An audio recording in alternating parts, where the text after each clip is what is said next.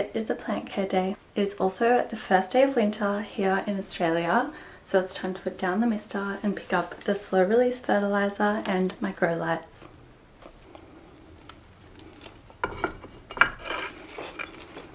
It is beautiful and sunny today, but we have already had some very cold mornings with frost. Even though it's still nice and sunny, I'm going to show you what I do that is different in the cooler months compared to the warmer ones. One of the things I like to do is move my houseplants into a sunny spot. I've already moved my big bird of paradise, which was in this corner. It's now in this corner, so it's getting direct sunlight. They are sun-loving plants. I have my variegated string of pearls and my begonia maculata sitting in one of my windows. This is my spotted begonia. You probably can't tell, as all you'll be able to see is the red.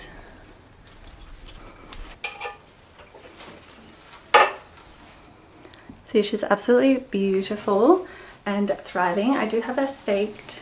You can see the backs of the leaves are a beautiful vibrant red. For most plants, if they're not getting enough sunlight, they will be a pale colour, not a beautiful rich one. It's important to make sure that your sun-loving houseplants are getting enough light throughout the year, but especially during winter when there is not as many hours of daylight. I'm lucky to have a lot of windows in my home, so most of them are okay, but I will move a few which like higher sunlight. I also have lots of grow lights dotted around already, like this one near my cactus. So if you don't have lots of sunlight, then getting a few grow lights is a good idea. You can see that my bird of paradise is now getting a lot of sunlight. But don't worry, Marvin still has his sunny spot. You can probably hear him snoring again. He is in his jammies though, so excuse that.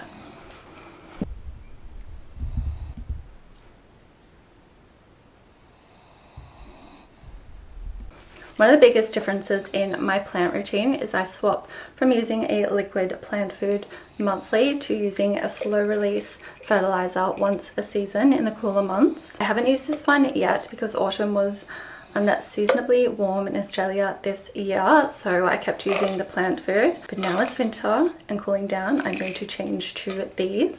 All you need to do is sprinkle them at the base of your plant at the beginning of winter, and then you don't need to worry about any plant food or fertilizer until spring comes. I will put in the description all the details of the nutrients that are in these ones as well.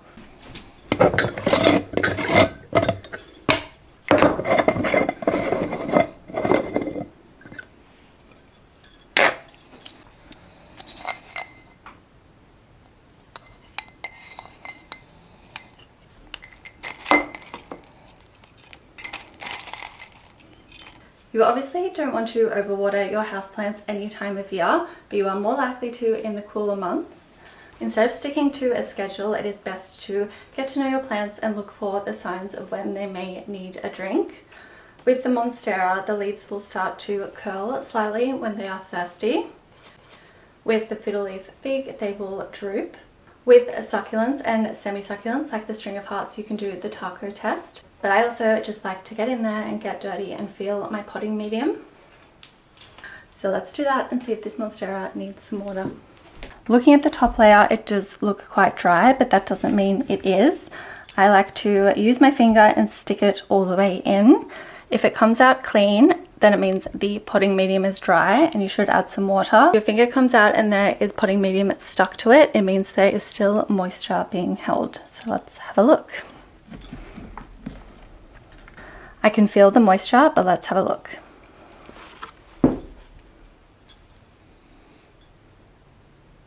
If your finger comes out and there is quite a lot of your potting medium stuck to it, not just under the nail, but actually stuck to it, it means that there is enough moisture still in your plant, so you don't need to water it anymore. Buy a moisture meter if you are that way inclined, but if you've got houseplants, I suggest getting to know them better and just getting in the dirt. I am still going to add some of my slow release fertilizer to the top, so let's do that. I'm going to go in with the soil and microbe booster. I do recommend using gloves when handling fertilizer, just to protect yourself, and you want to wash your hands as well straight away afterwards. If I was doing a big repot and adding a fertilizer, I might even wear a face mask as well, just because you don't want to be breathing anything in.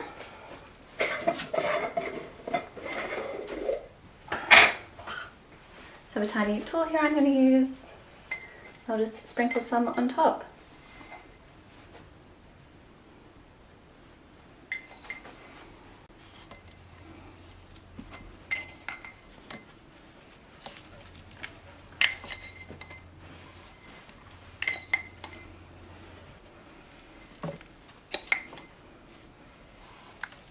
I had a question the other day asking me why my Monstera doesn't have any aerial roots. And it definitely does, all Monsteras do. It's how you can easily propagate them. But the Monstera has a very clear front. The front is where all the leaves will be pointing towards the sun. There's a window behind you and you can clearly see that all of the foliage is facing the same way. Unlike a fiddle fig or a snake plant or a palea or peperomia or any of those plants which have foliage all the way around, the Monstera definitely has a front and back, so you'll see the foliage at the front and the aerial roots will be at the back. When they get long enough, I push them back into the plant's potting medium, which helps to stabilize the plant and give it some more nutrients. So let me show you how I do that.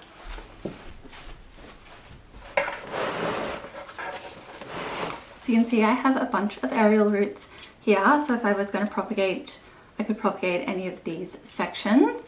I'm not going to. Again, it's winter and you don't want to propagate during the cooler months. This aerial root is quite long now and it's searching for something to wrap around. In the wild it would cling to a tree, but I like to push it into my potting medium. So you can see there are quite a few which I've pushed into the potting medium already. And I've just added this one now. It's only just long enough to go in. Now it will help support the plant and it'll also be sucking up nutrients and water.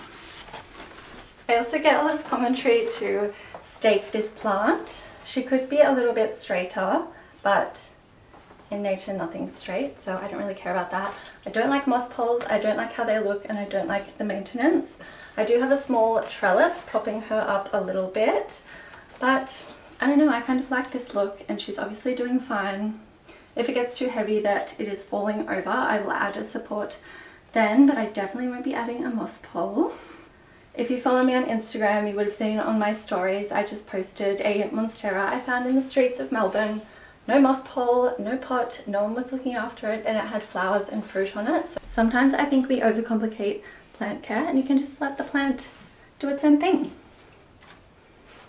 If it wasn't looking happy and healthy and producing new foliage, that would be one thing, but I mean, come on.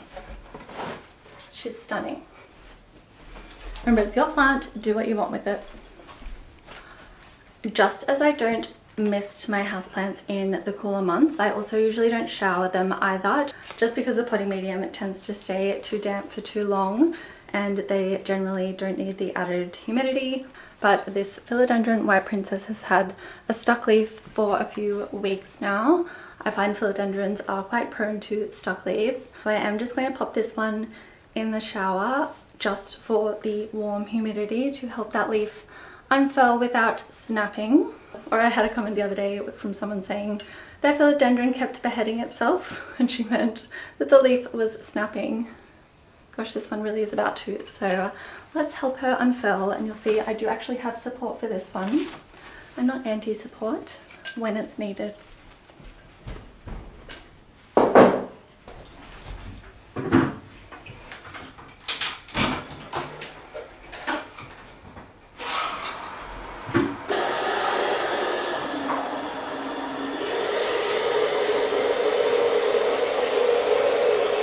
I've just warmed up the water and I just collected it in this watering can because we don't waste water around here.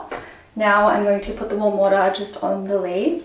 I will keep it in the decorative planter, which doesn't have any drainage holes, just to make sure I'm not washing any potting medium down my drain. Often if one of my leaves isn't unfurling, I'll just put it in the shower with me whilst I'm showering and that does the trick, but it's not that kind of channel, so we're going to do it with our clothes on.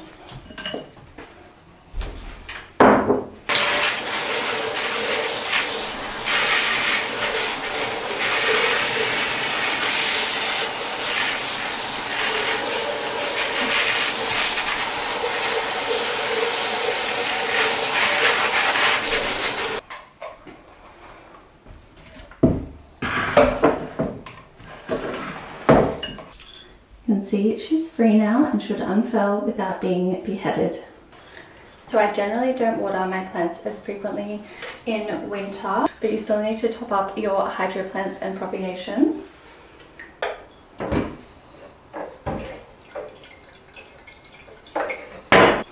Keep a close eye as well on yellowing leaves.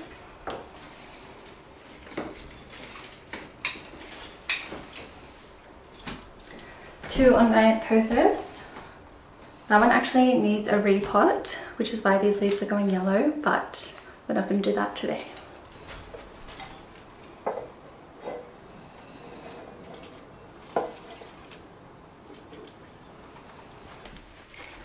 So I'm going to add some bio pellets to my Pink Princess philodendron. I know this corner looks a little dark at the moment, but she does actually get direct sunlight in the mornings. You want direct sunlight to get these beautiful pink leaves. Just going to add a few of these pellets. Just sprinkle those on top.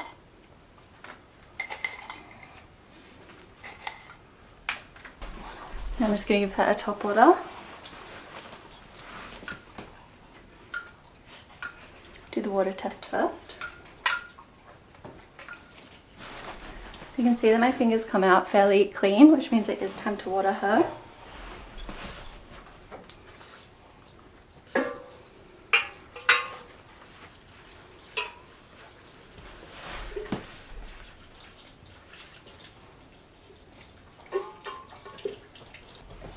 In summer I watered this. Marvin's woken up.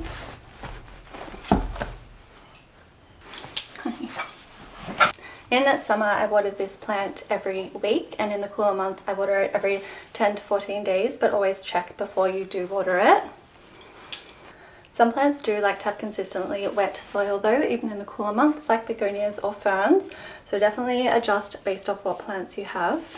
Don't set a strict schedule either. You've got to figure out what works for you because everybody's climate is very different. No matter the plant though, you definitely don't want to over fertilize them. In the cooler months your plant is dormant, so it's not going to be pushing out as much new growth, so you definitely don't need to be feeding it as much.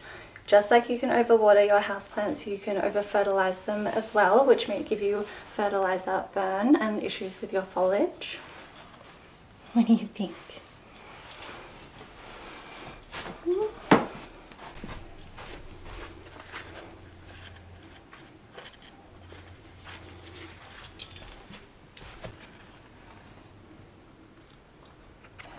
Your plants being dormant is also why you don't want to be propagating in the cooler months.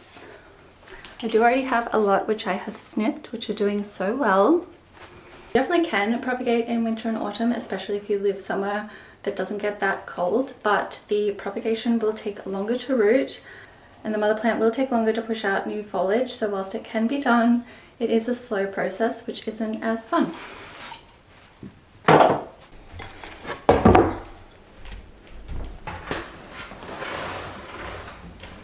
During the cool months, you want to make sure you're not overwatering, over-fertilizing, and it's also not a good time to propagate or prune your houseplants. If you love to spend the day potting around like I do, and now you're wondering what is left to do, now is the time to clean your leaves. I know that doesn't sound that fun, but your plant will love you, and I find it quite therapeutic. You can use a duster, you can use a wet cloth, you can use neem oil, you can use warm water, it really doesn't matter. But it's such a good time to get up and personal with your leaves, check for pests. Also removing any dust or debris will help them look better and photosynthesize better. I'm going to use neem oil on my fiddle leaf fig. Give it a good shake first. And spritz.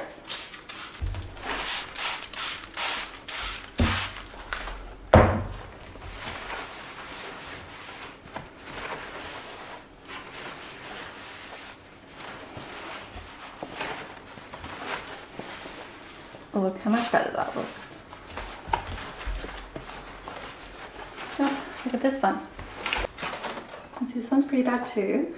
So the cooler months are definitely a good time to do those chores that you may be putting off.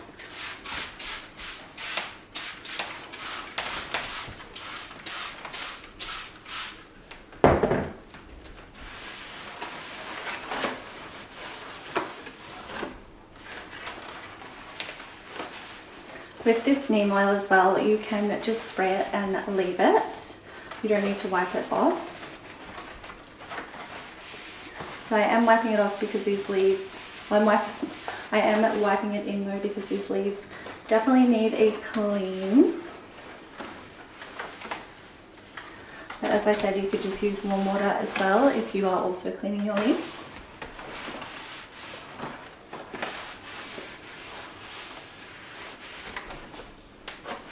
I do often get comments about how beautiful and green my foliage is.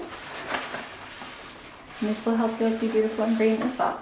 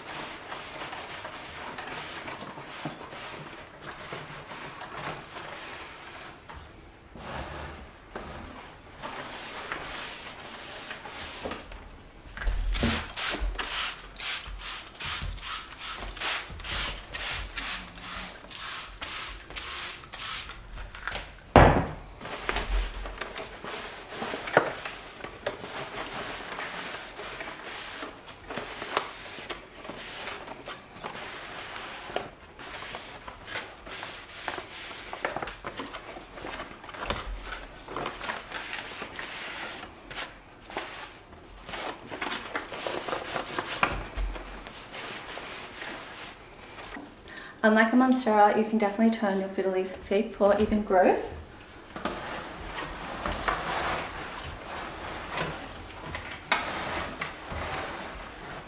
If you notice all of your foliage is on one side or looking better on one side, you may need to turn it. Now I accidentally broke a leaf off here, so let's pretend that didn't happen. This is where I broke the leaf off, and you can actually see here where it bled out. My bad. I have spotted a leaf which is going yellow, so I'm going to cut that off as well.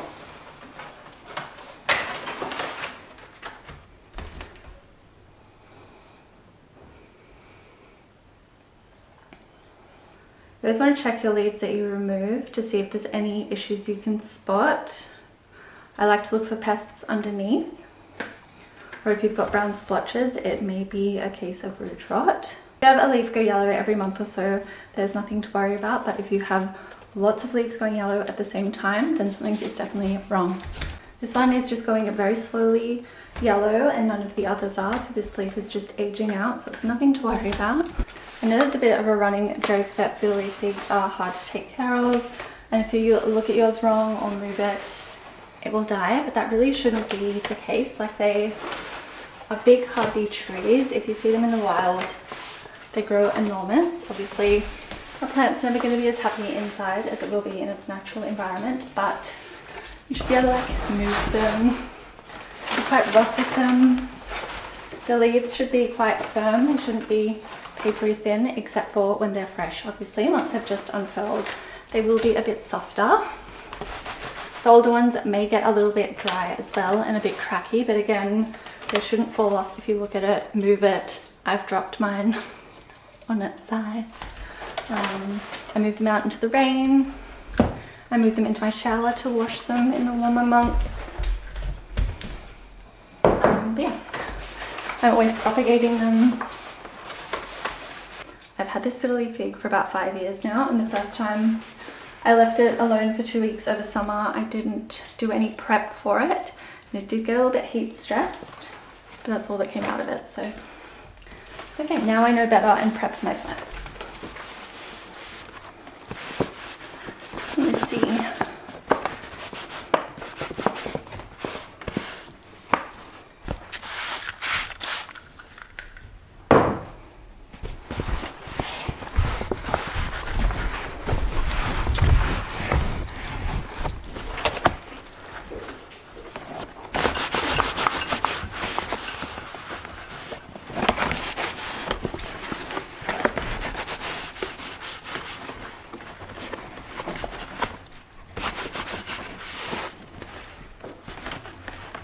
So the foliage is looking quite gorgeous and shiny now. I like neem oil because it helps to shine the leaves, and it's also a pest prevention and will stop a lot of fungus or mildew as well. I mentioned before that you know when a Monstera is thirsty because the leaves will start to curl. With the Fiddle fig, they will start to droop, so you can see the leaves at the base are starting to point down a little bit. The ones at the top are still up, but the ones at the base are pointing down, which means that she needs a drink, so I'm going to add a slow release fertilizer and then give her a good soak as well.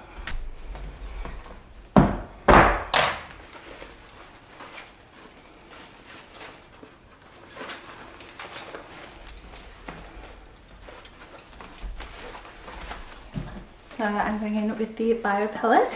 I'm going to sprinkle them around the top.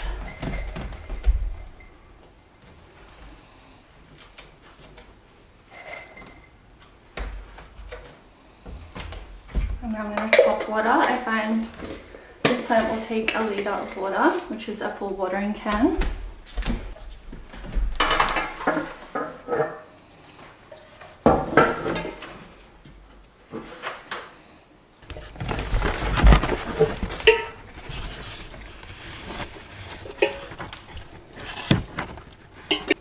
A lot of my smaller houseplants, I did bottom water yesterday, so we're not going to do anything with these today, besides admire them. I also use my grow lights more in winter. Now again, like all of my plant care, I don't have a strict schedule.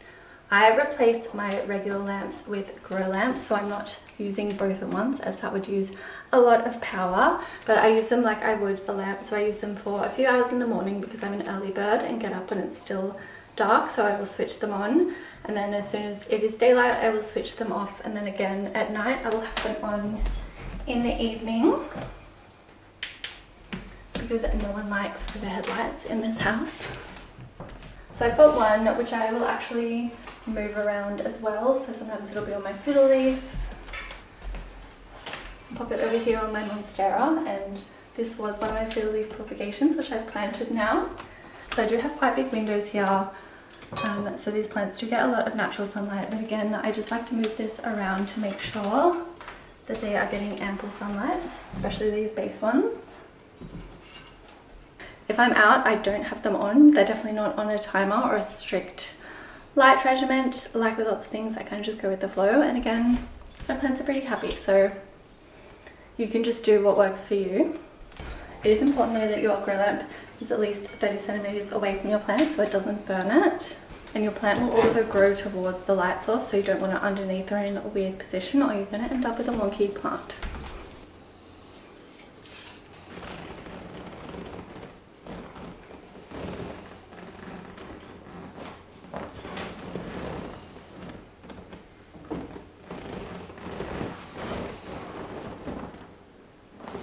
Dustier than I thought it was going to be.